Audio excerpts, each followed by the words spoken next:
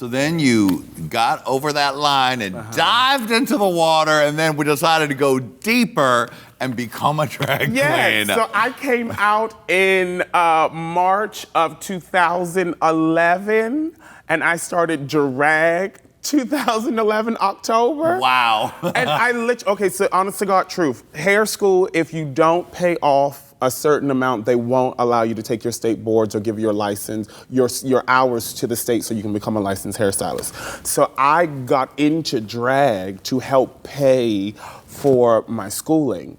And then drag just took off. So I was like, I didn't want to do it. And they were like, we need a teenage drag queen. And I was like, I'll do it, BS and whatever. And then I did it one night, and the owners of Hamburger Mary's were like, oh, bitch, this is you. We want to book you for other things. And I was like, oh, this can be lucrative. Okay, good, lovely. So, I mean, I say this all the time. I didn't start like most drag queens who was like, oh, I want to do it for Halloween. I just want to walk around and, no, honey, I got a check. So, and I keep getting checks. Amen, hallelujah. Turn to your neighbor and say checks, hallelujah. Very that tea, but yes. Ladies and gentlemen at home, if you want to find out more on Hey Qween and what we're doing and who we're talking to, you're going to have to follow us on social media on Facebook, Instagram, Twitter, Black People Meet, Farmers Only, all the rest, okay? That's at Hey Qween TV. Yes. Monique, you have so much Drag Race to cover in such a short time. Very bad. It's just, I'm excited to really get into it because, honey, you pulled a magic trick. Very bad. You pulled a trick because you made an impact on your first season. Very that, very true. Okay, so here you go. I believe that you should always study up for the job that you want. Mm-hmm. I learned that from Miss Asia O'Hara. You should look the part. I didn't have the money, but bitch, the mindset was there. I watched a show called Unreal on Hulu, which is like The Bachelor, but the behind the scenes. Yeah. And I learned how production worked. So I was always well aware of the cameras. And two, I learned from the little crazy girl from that show. She said the confessionals are the money makers. Oh, so bitch, I got you covered. Yeah. So I was ready. I'm Now, you could call your first experience on Drag Race like a gigantic Drag Race on a Dime challenge. Oh, yes. Now, how many times did you audition for Drag Race? I auditioned twice. I auditioned to be on season 8 and didn't hear a thing back. Not an email, not a nothing, girl, nothing. And then when season 9 came around, I was so offended. I was like, who are these bitches? Whatever, right? Lady Red understands that feeling sometimes. That. You're like, I'm not gonna do it again, forget it. Forget it. And then I had literally that year, I went through so much. I thought I was trans. I was like, well, maybe I need to transition. Oh. I was really depressed. There was just so much going on in my life. And my friend said, no to all of that. You just need to audition one more time. And I was like, no. And so then he talked to one of my friends that I didn't know, and they were like, well, we're just gonna make your video. Wait a minute, I'm too controlling for that. You're just not gonna tell me what you gonna do. We don't do that over here. And we started, and I got it. And I was like, bitch, they emailed me. And they sent you an email and it goes like this. We received your videotape, but this don't mean nothing, so don't get your hopes up. Essentially. And then boom, they kept going and kept going. So I got it. You know you're gonna go. You got 2 weeks or something to prepare? No, thank God. I actually had a month, but okay, so this was my psyche. One, I didn't have a whole bunch of funds, right? Now, Kansas City is cheap. So my rent, I had a 1-bedroom apartment, balcony, everything for $650. Wow. Lovely, honey. Lady Red, pack our things. We're about to move to Kansas City. Very, very that. So life was affordable. So my life was good. I had, drags, whatever, da-da-da-da. And I get the call, like, wait a minute. So I was too ashamed and too embarrassed to really ask people to. I was so afraid that me telling the wrong person would ruin my chances and, whatever word would get back. But my surroundings were very vanilla, very white, and just being a black man asking for money, I was very like, ooh, whatever. So I think I had probably borrowed maybe $3,000. Miss Cracker, that ain't nothing. That ain't nothing. Miss Cracker said she borrowed $10,000. You know what I mean? And the bitch turned love. Lovely. That was not my life. So I knew that I could sew, or at least jimmy rig a look. I call myself the MacGyver of drag. Yes. And I knew that you just needed to walk down the runway at least twice looking good. So, bitch, I can do that. And I thought I was given something, but girl, no ma'am. What was the reality of being there and doing it like compared to what you thought? Oh, and you get the TV drag race and real drag race are very different things.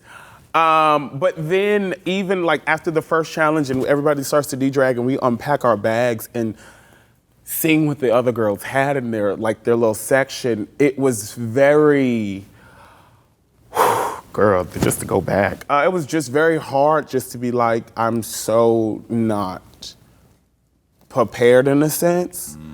Physically. Yeah. But bitch, I was like, put me in the challenge because she's ready to go. Right. And so I was there. I was ready. So what was your favorite moment of that year? Season 10. Do you have a favorite moment? Or was it all so intense that it's hard to look at it No, in that way? Here you go. No, I will never forget. Seeing Asia O'Hara was probably a favorite moment because I knew of her. She was a former Miss Gay America. And seeing Monet, who I had saw on social media, who I thought she was like 5'2", and that bitch is like the black man from the Green Mile. Right. She is a dude, but she's petite now. I'm glad you threw that in there. Yeah. You know, she's working on it. Ooh, I'm a dude too. Excuse me.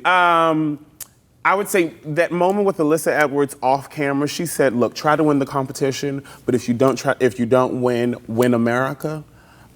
She says, because few people remember the winners, but she says, but they know me, and I didn't win. And I was like, boom, got it. And so I would say that was probably my favorite moment, besides, girl, that horrible cartwheel. Just, ugh. The cartwheel was a moment that Girl. you have to probably relive over and over and over again. Fans love to be like, this is how my Monday's going, boom, and just tag you in the day of meme, and you're like, girl, whatever. But I knew it was horrible when Michelle and Carson both, like, I remember I did that cartwheel, and it was wonky. One, I learned that I can't go this way. My arm's not strong for that, but this way I can do. Oh. Then I tried to do that Trinity, the tumble that she did at the end of season 9. I started this way, but ended up this way. And Carson and Michelle were both like, ooh. And I was like, well, bitch, good night. And oof, yes. Take me back to Brown Cow Stunning. That very moment? Yeah. Okay, so here you go. They gave you the category, and the category read something like Country Couture, Denim and Diamonds, da-da-da-da. Right. Country Couture. So I'm thinking, well, the last time they did a country-like concept, Mystique Summers Madison, right? And I was like, I can't be that girl.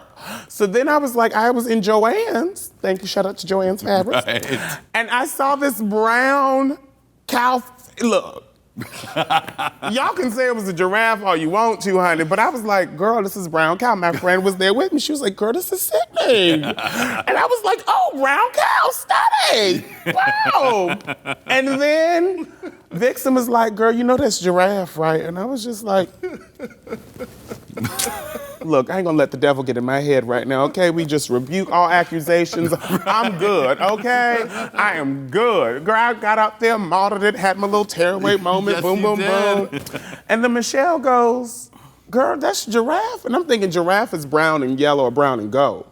This was brown and white. Right. That's a cow. I'm from the Midwest. Girl, we got cows that look like this.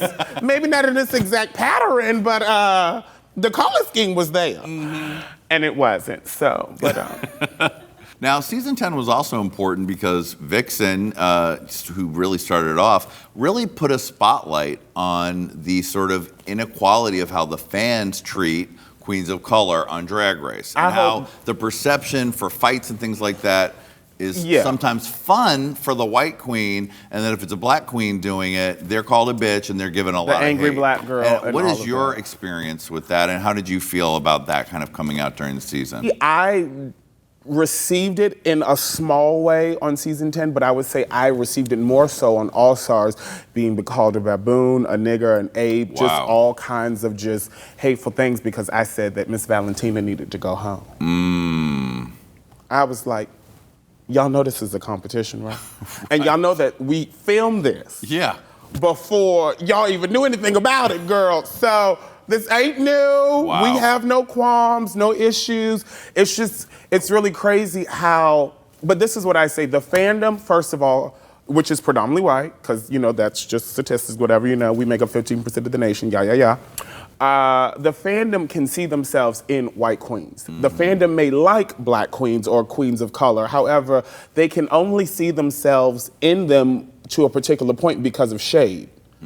So, though you may love me, you can never see yourself in me, so it's easier to hate me because all of the shit or all of the stuff that you may not think on a regular basis about people of color is still already there and built in subconsciously, whether you want to agree with it or not. So let something come up against one of your faves or whatever, all of that subconscious hate is now triggered and now it spews out. So it's just very effed up in the sense. And so it's, Vixen, I will say, she will never, ever, ever, ever, ever like pander or soft shoe or tap dance for the white folks. She's not gonna do it. No.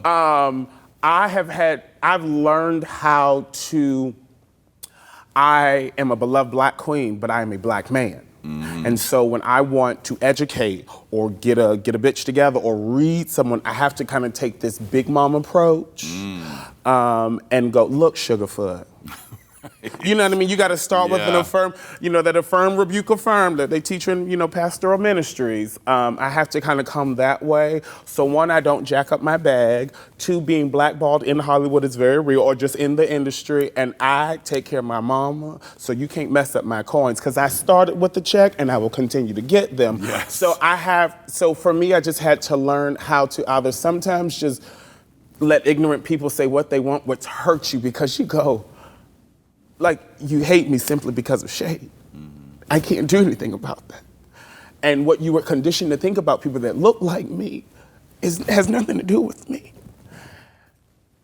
And I don't mean to be tender and emotional, but like, it happens on a regular basis, even still after Drag Race, and how just on any sector, they praise mediocrity, and then it hurts, so you just have to go, look, Sugarfoot. Right. Sugar Bear, let me get you together and let you know. Like, I had a fan they drew this beautiful photo of me, but they took the look from All Stars 4, where it was me and my Judy, and that whole little like funny animated look, and she made both of the characters white.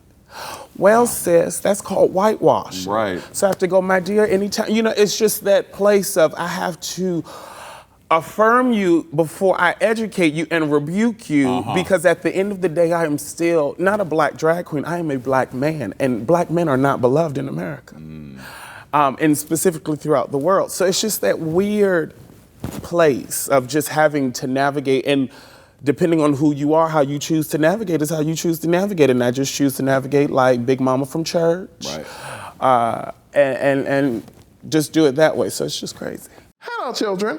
To see part 3 of this interview, click here. To see more Hey Queen fabulousness, click here. And don't forget to subscribe, bitch!